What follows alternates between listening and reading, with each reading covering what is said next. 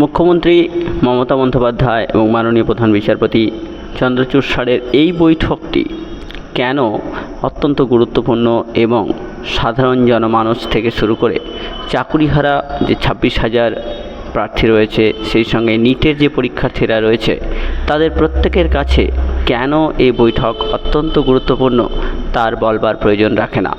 তবে সম্প্রতি হয়ে যাওয়া যে বৈঠক, সেই বৈঠকে মুখ্যমন্ত্রী মমতা বন্দ্যোপাধ্যায়ের সঙ্গে চন্দ্রচূড় স্যারের যে কথোপকথন এবং যা বডি ল্যাঙ্গুয়েজ, যা শারীরিক ভাষা, সেই শারীরিক ভাষা কিন্তু অনেক কিছু বলে দিয়ে যায়।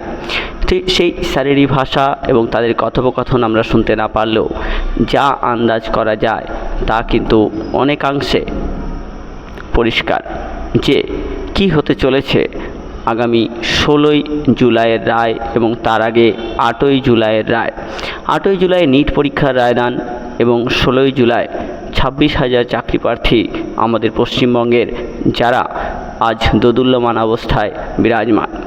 সেই অবস্থায় দাঁড়িয়ে পশ্চিমবঙ্গের মুখ্যমন্ত্রী মাননীয় মুখ্যমন্ত্রী মমতা বন্দ্যোপাধ্যায়ের সঙ্গে চন্দ্রচূড় স্যারের যে আলাপ, সে আলাপ কিন্তু আলাপচারিতার মধ্যে দিয়ে, তাদের শারীরিক ভাষার মধ্যে দিয়ে প্রকাশিত হয় এবং চন্দ্রচূড় স্যার কতটা মমতা বন্দ্যোপাধ্যায় ম্যাডামকে সম্মান করেন এবং তাকে গুরুত্ব দেন, আজকের এই ছোট্ট ক্লিপটাতে তা পরিষ্কার হয়।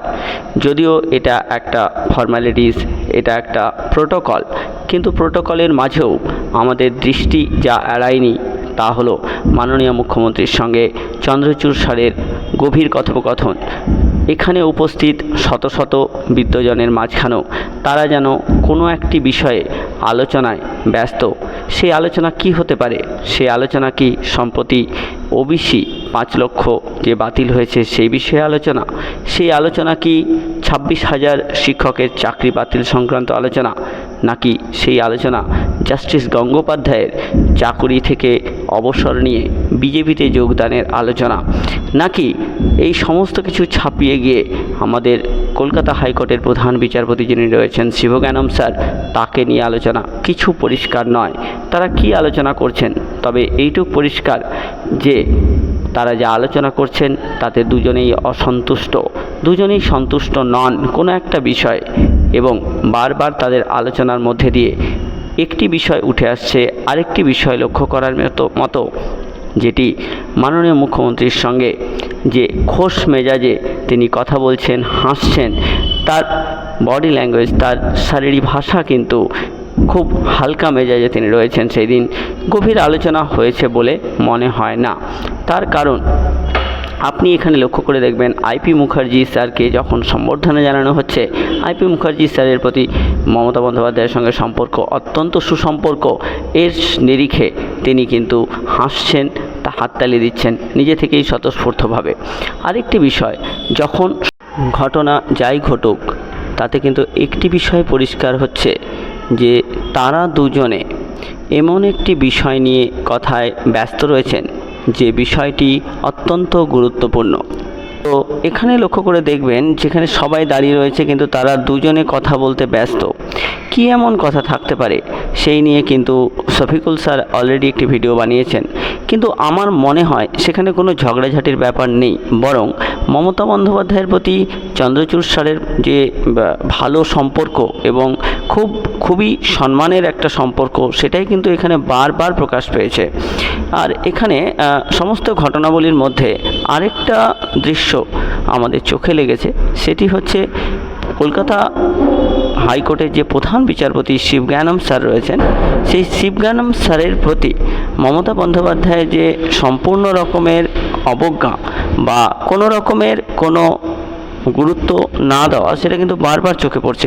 কারণ কি হতে পারে এটা? যে সম্প্রতি ওবিসির 5 লক্ষ ওবিসি কার্ড বাতিল, বা হতে পারে যে আমাদের প্রধান বিচারপতি স্যার সেই রায়গুলো হয়তো আমাদের মাননীয় মুখ্যমন্ত্রীর পছন্দ হয়নি, সেই কারণেই সেই মিটিংয়ে তার সঙ্গে তেমন গভীরভাবে কথা বলতে দেখা যায়নি যতটা বলতে দেখা গিয়েছে মাননীয় প্রধান বিচারপতি চন্দ্রচূড় স্যারের সঙ্গে। কারণ 16ই জুলাই তিনি যা বলবেন সেটাই শেষ কথা হবে। 2016 এসএসসি 26,000 শিক্ষকের চাকরি বাতিল মামলায় তিনি আবার কথাবার্তা বলার পরে তার ভাষণের সময় বারবার মনে করিয়ে দিয়েছেন যে বিচারপতিরা প্রণম্য নমস্য, তারা যদি রাজনীতির বশবর্তী হয়ে রাজনীতির প্রভাবমুক্ত হয়ে রায় না দেয় তাহলে সমূহ সম্ভাবনা বিপদ। এর উত্তরও কিন্তু চন্দ্রচূড় স্যার দিয়েছেন। তিনি বলেছেন যে আমরা ভগবান নই বা প্রণম্য নই, বরং আমরা মানুষের সেবক। তো এইভাবে কথোপকথন শেষ হয়েছে। মনে হয় না এর কোনো প্রভাব রায়ের উপর পড়বে বলে। তবে একটি বিষয়ে ঠিক যে একটা আলোচনা তাদের মধ্যে হয়েছিল, সেই আলোচনাটাতে দুজনেই অখুশি, অসন্তুষ্ট ছিলেন। হয়তো সেটা জাস্টিস গাঙ্গুলির রাজনীতিতে পদার্পণ বা 5 লক্ষ ওবিসি কার্ড বাতিল হতে পারে, এই সংক্রান্ত বিষয়। তো দেখা যাক আগামী 16ই জুলাই কি রায় হতে চলেছে। তার আগে 8ই জুলাইয়ের রায় কিন্তু অত্যন্ত গুরুত্বপূর্ণ। তার কারণ 8ই জুলাই প্রধান বিচারপতি কীরকম মনোভাব পোষণ করেন দুর্নীতির প্রতি। কারণ 8ই জুলাই আমরা টেটে দেখতে পাচ্ছি যে একটা ভয়ানক রকমের দুর্নীতির প্রকাশ হচ্ছে, এবং সেই দুর্নীতি যদি প্রমাণিত দুর্নীতি কেউ যদি সুপ্রিম কোর্ট বলে যে না ঠিক আছে, সবাই তো আর কোশ্চেন পায়নি, কোশ্চেন ফাঁস হয়েছিল, কিছু লোক পেয়েছে, তাই বলে গোটা পরীক্ষাটা বাতিল করার কি আছে। তো এই রকম মনোভাব যদি থাকে, মানে এরকম মিউচুয়ালিস্টিক মনোভাব বা এরকম ম্যানেজ করে নেওয়া মনোভাব, তাহলে তার প্রভাব সমাজে জনমানুষে কী পড়বে সেটা সুপ্রিম কোর্ট জানে, বিচার করবে। কিন্তু তার প্রভাব কিন্তু এসএসসি মামলাতেও গিয়ে পড়বে। তার কারণ এসএসসি মামলা তাতেও একই ঘটনা ঘটেছে, বিভিন্ন রকমের ট্যাম্পারিং হয়েছে, এবং সেখানেও যদি তারা বলেন যে যারা যারা করেছিল তাদেরকে শুধু বাদ দেওয়া হোক এবং যারা নির্দোষ তাদেরকে ছেড়ে দেওয়া হোক। তো এই একটা সম্ভাবনা কিন্তু দুটো ক্ষেত্রেই থাকছে। তো দেখা যাক, আমরা সেই আশাতেই আছি। মাননীয় মুখ্যমন্ত্রী তিনি হয়তো কথা বলে তার সঙ্গে আলাপচারিতা করে একটু ভাব জমিয়ে রাখলেন, যাতে তার প্রতি কড়া কোনো মনোভাব বা বার্তা বা কোনো রায় না দান করেন। কারণ এর মধ্যে ক্যাবিনেটের জেলে যাওয়ার একটা প্রশ্ন থেকে গিয়েছে। এর আগেবার 7 তারিখে যখন রায় ঘোষণা হয়েছিল ঠিক সেই সময় ক্যাবিনেটে জেলে যাওয়ার একটা প্রশ্ন, সেখানে তিনি কিন্তু প্রধান বিচারপতি নরমে গরমে একটা ডিসিশন নিয়েছেন, অনেকটা মানে রাগঢাক করে, ঠিক কিছু বললাম এবং বললাম নার মতো ব্যাপার। তিনি বলেছেন যে সিবিআই তদন্ত চালাবে, কিন্তু কোনো কোয়ার্সিভ অ্যাকশন নেওয়া যাবে না।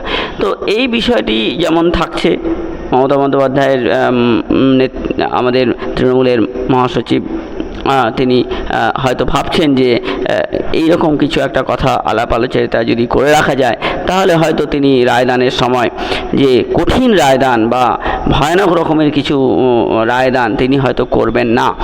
তো এই জন্য তিনি বারবার তাকে অত্যন্ত গুরুত্ব দিয়েছেন। তার কথা শুনে মাননীয় প্রধান বিচারপতি হেসেছেন, কথা বলেছেন, এবং সর্বোপরি একটি মিটিং সম্পন্ন হয়েছে, যেটার প্রতি পশ্চিমবঙ্গের জনগণের নজর ছিল, এবং আমাদের নজর থাকবে আগামী 16 তারিখে যে কি হয়। ধন্যবাদ। দেখা হবে পরে ভিডিওতে।